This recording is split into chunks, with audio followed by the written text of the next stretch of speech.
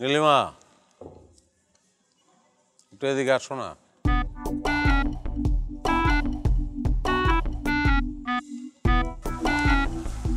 এখানে বসো।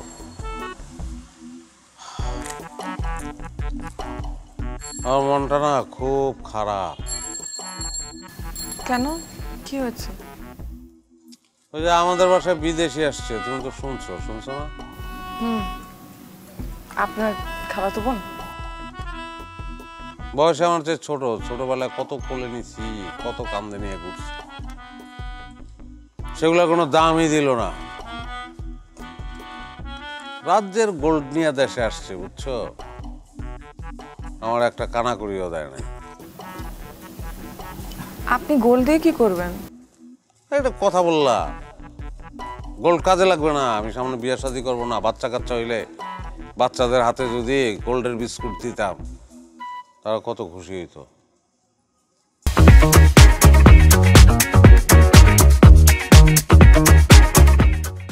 তাছাড়া আমি নিজেও কোনোদিন কত বিস্কুট খাইছি, গোল্ডের বিস্কুট তো খাই নাই। টেস্ট কেমন জানিও না। খেয়ে দেখেন, খুব টেস্ট।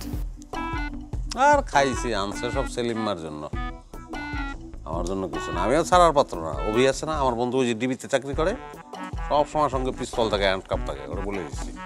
ভালো হয়েছে না? কি জানেন?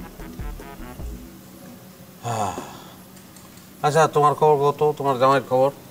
কি মারধর করে? চিরতর রস খাওয়া ঠিকঠাক মতন? তাহলে মাথা ঠান্ডা থাকবো। এসব নিয়ে এখন কথা বলতে ভালো লাগছে না আমার। অবশ্য এগুলা নিয়ে আমারও কথা কইতে ইচ্ছা করে না। এইসব লোকজন নিয়ে কথা বলার আমার মানায় না। ছোট লোক এগুলো, জাত ছোট লোক, বুঝছো?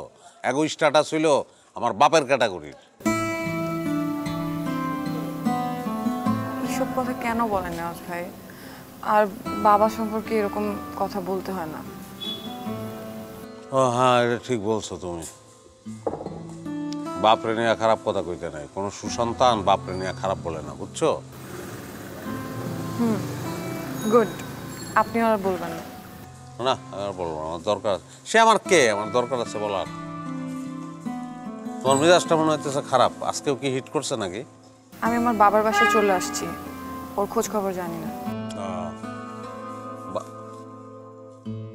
বাবার বাসায় চলে আসছো মানে? এই তাহলে তো শুভ সংবাদ। হ্যাঁ, মা হইতেছো না? খুব ভালো। আচ্ছা, মিষ্টি খাবা? হ্যাঁ চলো, মিষ্টি খাওয়াই তোমারে। মামা হইতেছি, মিষ্টি খাবো না?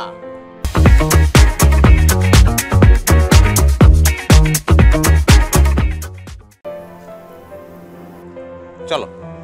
নেওয়াজ ভাই কি বলতেছেন? আমি একেবারে চলে আসছি, ওর সাথে আর থাকবো না।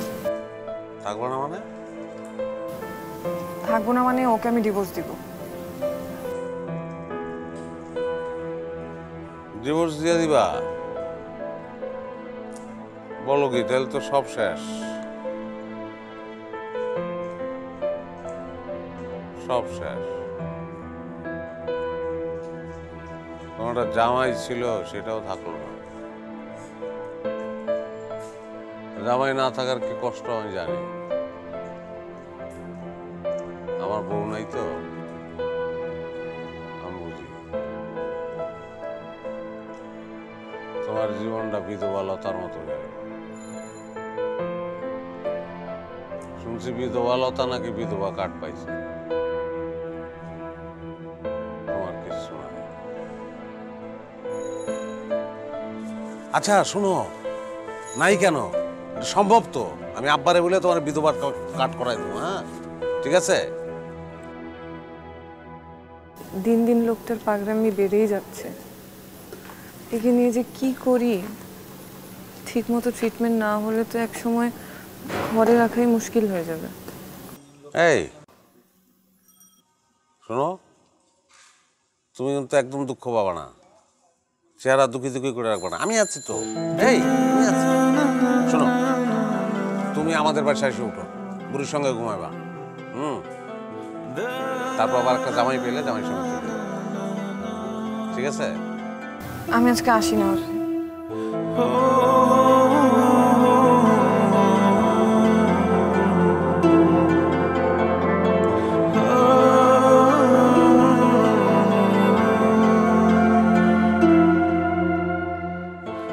একলা হয়ে গেল না এটা।